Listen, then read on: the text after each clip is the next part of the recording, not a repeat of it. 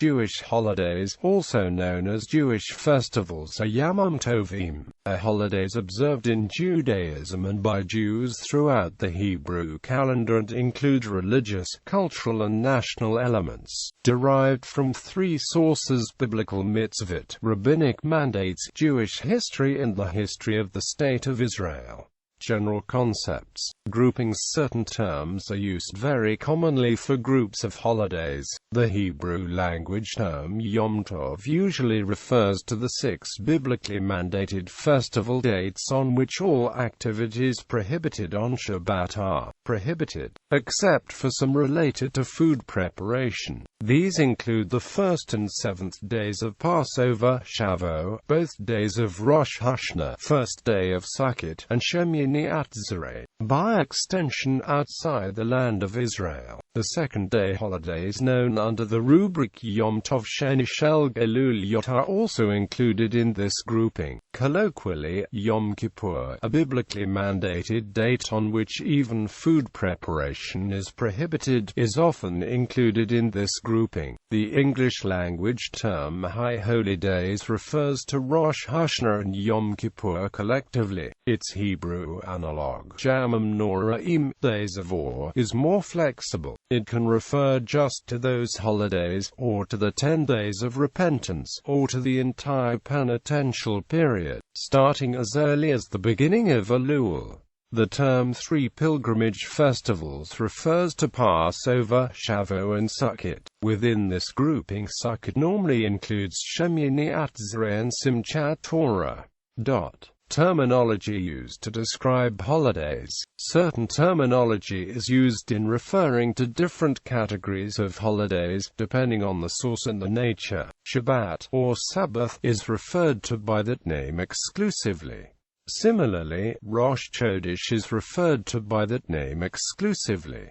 Yom Tov, see groupings above. Mode, plural modem, refers to any of the 3 pilgrimage festivals of Passover, Shavuot and Sukkot. When used in comparison to Yom Tov, it refers to Chol Hamod, the intermediate days of Passover and Sukkot. Agachag, plural chagim, can be used whenever Yom Tov Amod is. It is also used to describe Hanukkah and Purim, as well as Yom Ha'atzmaut and Yom Yerushalayim. Ta'aret, or, less commonly, Tzom, refers to a fast. These terms are generally used to describe the rabbinic fasts, although Tzom is used liturgically to refer to Yom Kippur as well.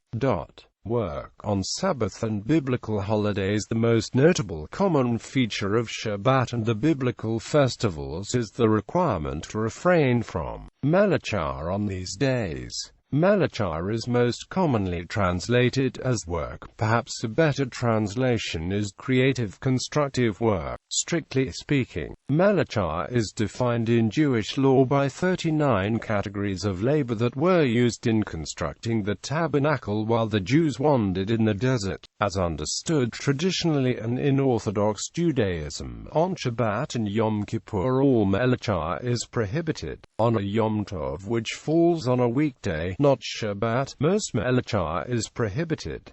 Some melachah related to preparation of food is permitted. On weekdays during Chol Hamod, melachah is not prohibited per se. However, melachah should be limited to that required either to enhance the enjoyment of the remainder of the festival or to avoid great financial loss. On other days, there are no restrictions on melachah.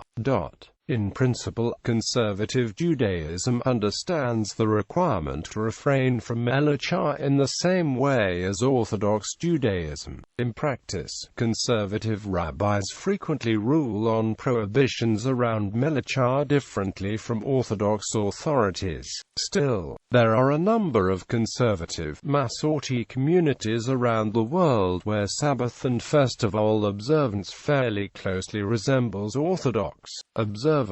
However, many, if not in most, lay members of conservative congregations in North America do not consider themselves Sabbath observant. even by conservative standards. At the same time, adherents of Reform Judaism and Reconstructionist Judaism do not accept halacha, and therefore restrictions on melacha, as binding at all. Jews fitting any of these descriptions refrain from melacha in practice only as they personally see fit, saving a life. Shabbat and holiday work restrictions are always put aside in cases of pikuach nefesh, which is saving a human life. At the most fundamental level, if there is any possibility whatsoever that action must be taken to save a life, Shabbat restrictions are violated immediately and without reservation. Where the danger to life is present but less immediate, there is some preference to minimize violation of Shabbat work restrictions where possible. The laws in this area are complex.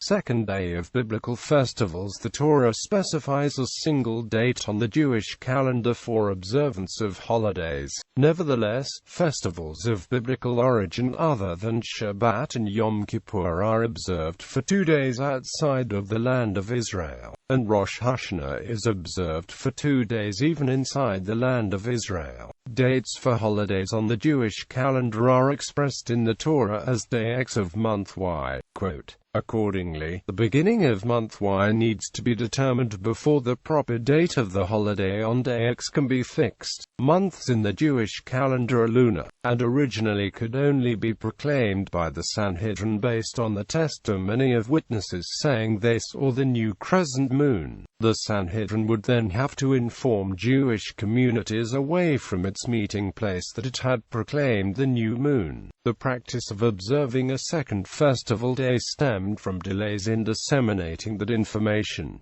Rosh Hashanah. Because of holiday restrictions on travel, messengers could not even leave the seat of the Sanhedrin until the holiday was over. Inherently, there was no possible way for anyone living away from the seat of the Sanhedrin to receive news of the proclamation of the new month until messengers arrived after the fact. Accordingly, the practice emerged that Rosh Hashanah was observed on both possible days, as calculated from the previous month's start. Everywhere in the world, 3 pilgrimage festivals, Sukkot and Passover, fall on the 15th day of the respective months. This gave messengers 2 weeks to inform communities about the proclamation of the new month. Normally, they would reach most communities within the land of Israel within that time, but they might fail to reach communities farther away. Consequently, the practice developed that these holidays be observed for 1 day within Israel, but for 2 days outside of Israel. This practice is known as Yom Tov Sheni Shel Elul Yod, second day of festivals in exile communities. For Shavuot, calculated as the 50th day from Passover, the above issue did not pertain directly, as the correct date for Passover would be known by then. Nevertheless, the Talmud applies the same rule to Shavuot and to the 7th day of Passover and Shemini Atzeret for consistency. Yom Kippur is not observed for 2 days anywhere because of the difficulty of maintaining a fast over 2 days. Shabbat is not observed based on a calendar date, but simply at intervals of 7 days. Accordingly, there is never a doubt of the date of Shabbat, and it need never be observed for 2 days. Adherents of Reform Judaism and Reconstructionist Judaism generally do not observe the second day of festivals, although some do observe 2 days of Rosh Hashanah.